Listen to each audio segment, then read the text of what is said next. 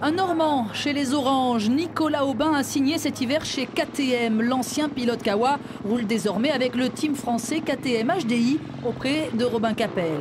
Il a décidé de rester une saison de plus en MX2. Sa dernière, il sera rattrapé dès l'an prochain par la limite d'âge. Une dernière chance donc pour remporter le championnat. Mais pour l'instant, la route vers le titre est semée d'embûches. Un abandon sur problème mécanique à Sommières, puis une mauvaise chute à l'entraînement. Le voici contraint de rouler avec une déchirure intercostale, même pas mal. Si je suis là, de toute façon, c'est pour me battre. Je serrai les dents les deux manches, je vais les finir, je vais être dans les points, je vais être bien.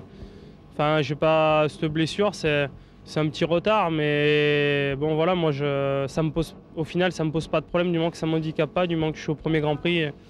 Voilà, ça m'a pas affecté du tout. Ça me donne encore plus envie de rattraper le temps perdu et voilà, je veux dire, il y a pas de, mentalement, ça m'a presque renforcé. Je veux dire, c'est comment dire, mais voilà, j'ai envie d'en découdre, j'ai envie d'être devant, et donc.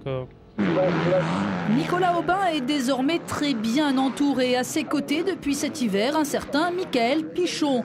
Le Sartois partage son expérience de double champion du monde 250 et de sextuple champion de France. Une aide technique bien sûr, mais également mentale. Ces dernières années, c'était cela le talon d'Achille de Nicolas Aubin.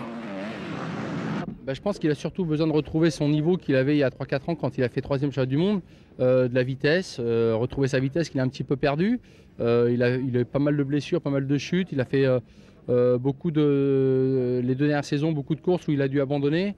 Et donc je pense qu'il peut déjà essayer de retrouver ce niveau. Et puis la combativité qu'il avait perdu un petit peu, justement à cause d'un mental qui avait pris un petit coup. Donc là, je pense qu'il s'est bien repris.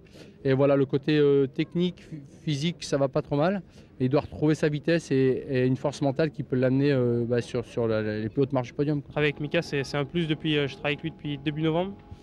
Donc non, ça m'apporte beaucoup et ça va se ressentir déjà cette année. Et je pense que ça se ressentira encore plus sur le long terme.